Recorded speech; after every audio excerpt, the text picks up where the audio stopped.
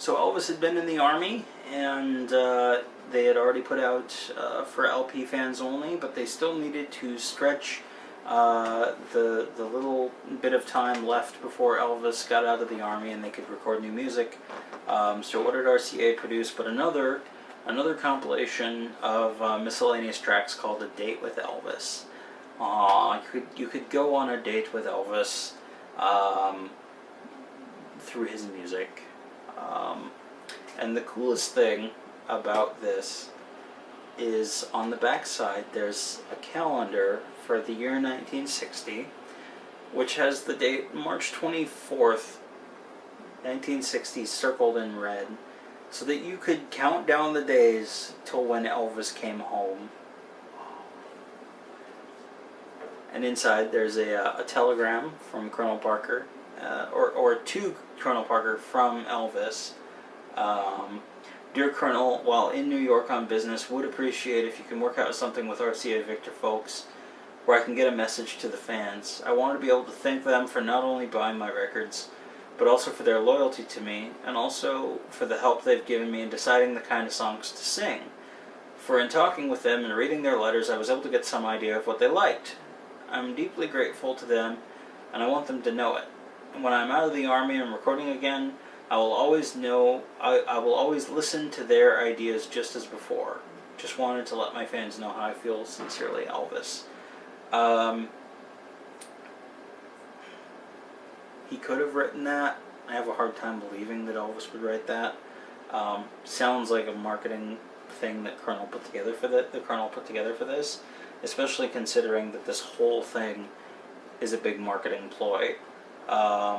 And this is where we really start seeing Elvis in the album as a product and not so much as a musician, which is disappointing because the focus here is clearly on the gimmick of, here's the telegram from Elvis, and you get to see pictures of Elvis at press conferences and talking to reporters. They sure asked a lot of questions, and just all kinds of little pictures of Elvis during his time in the Army or just before he went into the Army. The gimmick was the packaging, not the music, which is sad because there's some good music here. Most of this is from Sun Records as well, like with for LP fans only, Blue Moon of Kentucky. So the B-side, this is almost like a B-side album for LP fans only. Young and Beautiful from Jailhouse Rock, Baby I Don't Care from Jailhouse Rock, Baby Let's Play House from Sun Records, Melcal Blues, Good Rockin' Tonight.